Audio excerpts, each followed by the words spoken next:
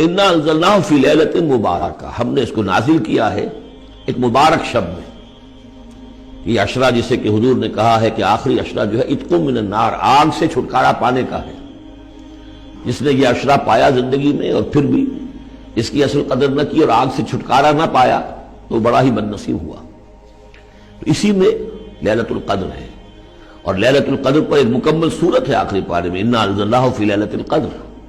لیکن قرآن مجید میں اہم مضامین چونکہ کم از کم 2 مرتبہ آتے ہیں، وہی مضمون یہاں بھی ہے۔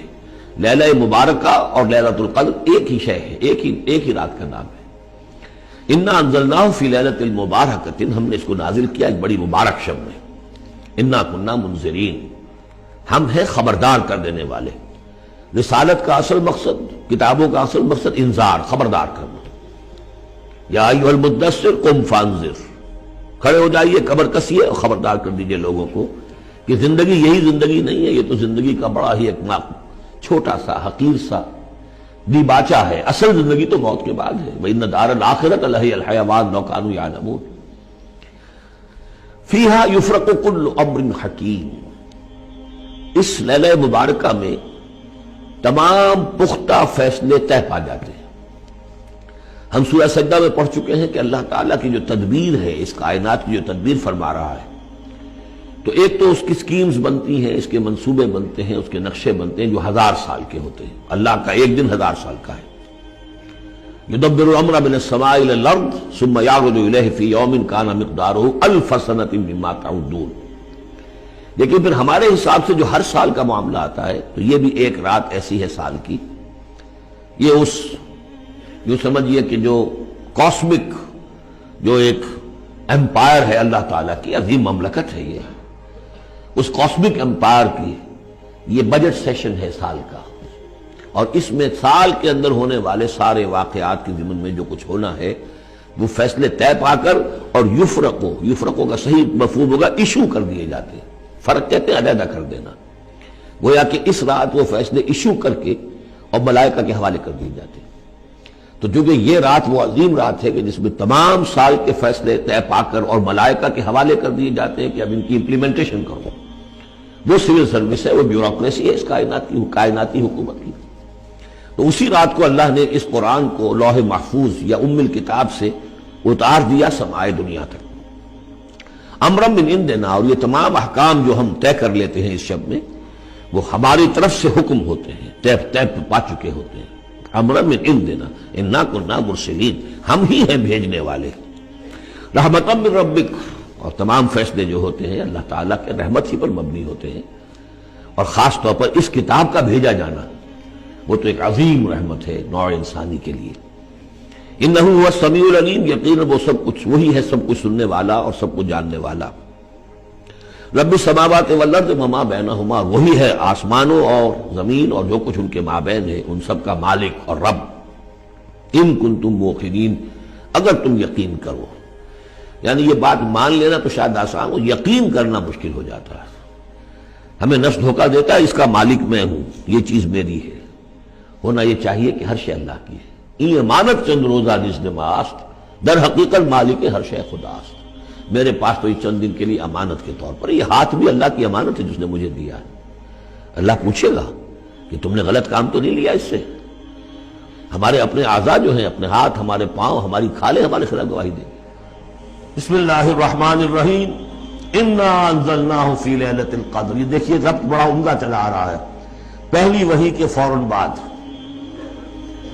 ہم نے اتارا ہے اس کو لیلۃ القدر میں، اور کوئی عجب نہیں کہ آج لیلۃ القدر ہو، اس لیے کہ سعودی عرب کے حساب سے، امارات کے حساب سے آج 27ویں شب ہے، اور پاکستان کے شمالی علاقوں کے حساب سے بھی آج 27ویں شب ہے۔ یہ جو معاملہ ہے قمری راتوں کا، اسی لیے یہ کہا گیا ہے کہ لازم نہیں ہے کہ وہ طاق راتیں ہی ہوں، آخری عشرے میں تلاش کرو۔ ہاں زیادہ امکان جو ہے وہ طاق میں ہے، اور وہ 27ویں میں ہے، لیکن وہ 27ویں میرا اپنا گمان یہ ہے کہ وہ 27ویں مکہ اور مدینہ کا 27ویں اس کے حساب سے، واللہ اعلم۔ انا انزلناہ فی لیلۃ القدر، ہم پڑھ چکے ہیں پہلے انا انزلناہ فی لیلۃ مبارکہ، وما ادراک ما لیلۃ القدر، کیا تم جانتے ہو کیا ہے لیلۃ القدر؟ لیلۃ القدر خیر من الف شہر وہ لیلۃ القدر 100 مہینوں سے بہتر ہے۔ تنزل الملائکۃ والروح، وہاں ہم پڑھ چکے ہیں تفصیل سے، یہ اینول بجٹ سیشن ہے اللہ تعالیٰ کا اس دنیا کے نظام کے لیے۔ ہر سال میں جو کچھ ہونا ہوتا ہے اس کے فیصلے ہو جاتے ہیں۔ فیہا یفرق کل امر حکیم، اس شب میں سب فیصلے ہو جاتے ہیں، اگلے سال کیا کچھ ہونا ہے، اور وہ فرشتوں کے حوالے کر دیے جاتے ہیں۔ ایشو ہو گئے آرڈر، اب ان کی ہے امپلیمنٹیشن۔ یدبر الامر من السماء الى الارض ثم یعرج الیہ، فرشتے جو ہیں امپلیمنٹ کرتے ہیں ان احکام کو، اور پھر وہ رپورٹیں جو ہے واپس پہنچتی ہیں۔ تو اسی رات میں قرآن مجید کے نزول کا آغاز ہوا۔ تنزل الملائکۃ والروح فیہا باذن ربہم، اس رات میں اترتے ہیں فرشتے بھی، اور الروح روح الامین، روح القدس، وہ کہ چونکہ ان کا ذکر عام طور پہ علیحدہ اس لیے کیا جاتا ہے جو اب 2 دفعہ پڑھ چکے ہیں۔ علمہ شدید القویٰ ذو مرۃ فاستویٰ، تو ان کی خاص شان ہے فرشتوں میں، یہ مطاع ہیں، مطاع ثم امین، ان کے سردار کی حیثیت رکھتے ہیں۔ تو تنزل الملائکۃ والروح فیہا باذن ربہم، اپنے رب کے حکم سے، من کل امر، ہر امر، جو سارے فیصلے ہو چکے ہوتے ہیں اس ایک آئندہ سال کے، ان کے بارے میں جو ہے ان کو احکام دے دیے گئے ہوتے ہیں۔ فیہا یفرق کل امر حکیم، یہ ہم وہاں پڑھ چکے ہیں۔ سلام، اور یہ رات جو ہے اللہ تعالیٰ نے پھر اس کی برکات ایسی رکھی ہیں کہ اگر اس میں کوئی شخص جو ہے اللہ کا خاص طور پر عبادت گزار بندہ جو ہے اس سے دعا کرے تو اللہ تعالیٰ اس دعا کو قبول کرتا ہے۔ عبادت کا جو اجر و ثواب ہے وہ اس ایک شب کا وہ 1000 مہینوں کے اجر و ثواب سے بڑھ جائے گا۔ ہی حتی مطلع الفجر، یہ فجر کے طلوع ہونے تک یہ رات ہے، ثواب سے بڑھ جائے گا۔ السلام علیکم ورحمۃ اللہ وبرکاتہ۔ My dear brothers and sisters, میں جلدی سے آپ کو ایک بڑا ہی اہم پیغام دینا چاہتا ہوں، اور وہ یہ کہ الحمدللہ رمضان کا آخری عشرہ جو ہے وہ آ پہنچا ہے، اور اس کا مطلب یہ ہے کہ انہی 10 راتوں میں ہمیں لیلۃ القدر کی رات جو ہے وہ انشاءاللہ الرحمن نصیب ہو جائے گی۔ اس کے لیے میں نے اور آپ نے کیا کرنا ہے، آئیے میں آپ کو 10 پوائنٹس کے اندر یہ بات سمجھا دیتا ہوں کہ ہمیں اس عشرے میں کیا کرنا چاہیے۔ سب سے پہلی بات یہ کہ آپ اور آپ کے گھر والے اپنے آپ کو مینٹلی، فزیکلی، اسپرچولی تیار کر لیں کہ بس ان 10 راتوں میں ہم نے خوب محنت کرنی ہے۔ جیسے کہ نبی کریم صلی اللہ علیہ وسلم اپنی جو ویسٹ بیلٹ ہے اس کو ٹائٹ کر لیتے تھے اس آخری عشرے کے اندر، اور خود بھی جاگتے تھے، اپنے گھر والوں کو بھی جگاتے تھے، اور راتوں کو دن جیسا بنا دیتے تھے، یعنی پوری رات جو ہے وہ اللہ تعالیٰ کی عبادت ہوتی، اللہ کو یاد کیا جاتا، دعائیں کی جاتی۔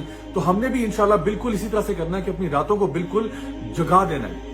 اس کے علاوہ یہ کہ یہ جو آخری 10 راتیں ہیں ان کی 10 کی 10 پہ ہمیں عبادت کرنی چاہیے۔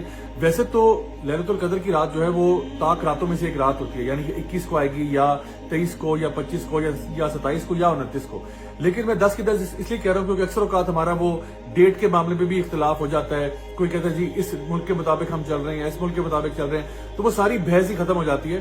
ویسے بھی آپ کو معلوم ہوگا کہ جو لوگ اعتکاف بیٹھتے ہیں الحمدللہ وہ اگر 10 راتوں کے لیے وہاں بیٹھے ہیں تو انشاءاللہ ان کو تو لیلۃ القدر کی رات مل ہی جاتی ہے۔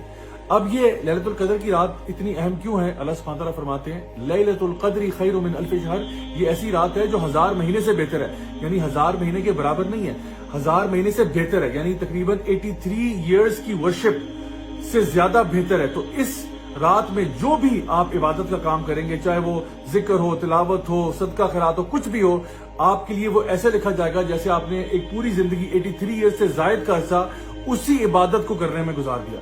سو آخر کیوں ہم پھر اس ٹائم کو ضائع کریں گے؟ ہمیں چاہیے کہ اس کا میکسیمم فائدہ اٹھایا جائے۔ اچھا، اب یہ بات کہ کچھ ایسے کام جو کہ ہم کر سکتے ہیں کہ ہمیں پوری رات کی عبادت کا اجر مل جائے، اس کے لیے ایک حدیث نبی کریم صلی اللہ علیہ وسلم کی جہاں پہ آپ نے فرمایا کہ جو شخص بھی عشاء کی نماز جماعت کے ساتھ پڑھتا ہے اس کے لیے آدھی رات کی عبادت لکھی جاتی ہے۔ پھر ایک اور حدیث میں فرمایا کہ جب وہ فجر کی نماز جماعت کے ساتھ پڑھتا ہے تو اس کے لیے باقی کی رات جو ہے وہ بھی عبادت میں لکھی جاتی ہے۔ تو صرف اگر آپ عشاء اور فجر جماعت کے ساتھ پڑھ لیں الحمدللہ آپ کو پوری رات کی عبادت کا اجر مل جائے گا۔ ایک اور حدیث میں آپ صلی اللہ علیہ وسلم نے بات ارشاد فرمائی کہ جو شخص بھی امام کے ساتھ قیام اللیل کرتا ہے، یعنی کہ تراویح کی نماز پڑھتا ہے، امام کے ساتھ شروع کرتا ہے، امام کے ساتھ ختم کرتا ہے، اس کے لیے بھی پوری کی پوری رات عبادت میں لکھی جاتی ہے۔ اور ایک اور حدیث جہاں پہ آپ نے فرمایا کہ جو شخص رات کے قیام اللیل کے اندر 100 آیات یا اس سے زائد کی تلاوت کرتا ہے تو اس کے لیے بھی پوری رات عبادت کی لکھی جاتی ہے۔ تو آپ اگر یہ 3 کام صرف کر لیں، چاہے مرد حضرات تو obviously وہ مساجد میں کریں، خواتین وہ اگر گھر میں کرنا چاہیں، تو اس کا فائدہ یہ ہوگا کہ آپ کو صرف یہ 3 کام کر کے آپ کو 3 دفعہ پوری وہ رات آپ کی عبادت میں لکھی جائے گی۔ اللہ اکبر، کتنے بڑے یعنی ہمارے لیے اجر کا موقع ہے اگر ہم اس کو اڈاپٹ کرنا چاہیں تو۔ پھر ایک اور چیز یہ کہ جتنا آپ صدقہ کر سکتے ہیں آپ وہ کریں، کوشش کریں کہ جس طرح تھوڑا تھوڑا بھی اگر روز کا آپ نکالنا چاہیں آپ نکال سکتے ہیں، تو کسی دن کا بھی اگر انشاءاللہ الرحمن اس میں لیلۃ القدر کی رات ہوئی تو وہ آپ کے لیے بہت بڑے اجر کا باعث ہوگی۔ ویسے بھی نبی کریم صلی اللہ علیہ وسلم جو ہیں وہ ایک تیز ہوا کے جھونکے کی طرح ان آخری عشرے کے اندر اللہ کی راہ میں خوب صدقہ خیرات کرتے ہیں۔ اس کے علاوہ قرآن مجید کو پڑھنا یا پھر اس کے ساتھ ساتھ آپ کوئی لیکچرز بھی اٹینڈ کر سکتے ہیں جہاں پہ قرآن و حدیث کی تعلیم دی جا رہی ہو، تو ان کو پڑھنا، سیکھنا، سمجھنا۔ اس کے علاوہ ایک اور چیز جو آپ کر سکتے ہیں وہ یہ کہ بکس کا پڑھنا، چاہے وہ تفسیر کی بکس ہوں یا حدیث کی بکس ہوں یا کوئی بھی ایسی بکس جو کہ آپ کو آپ کے ایمان میں اضافہ کرتی ہیں، اور پھر اسی نالج کو دوسروں تک پہنچانا، کسی نہ کسی فارم آف دعویٰ کے اندر انگیج کرنا، لوگوں تک اس خیر کی بات کو پہنچانا، یہ بھی ایک بہت ہی زبردست نیک کام ہے جو آپ کر سکتے ہیں۔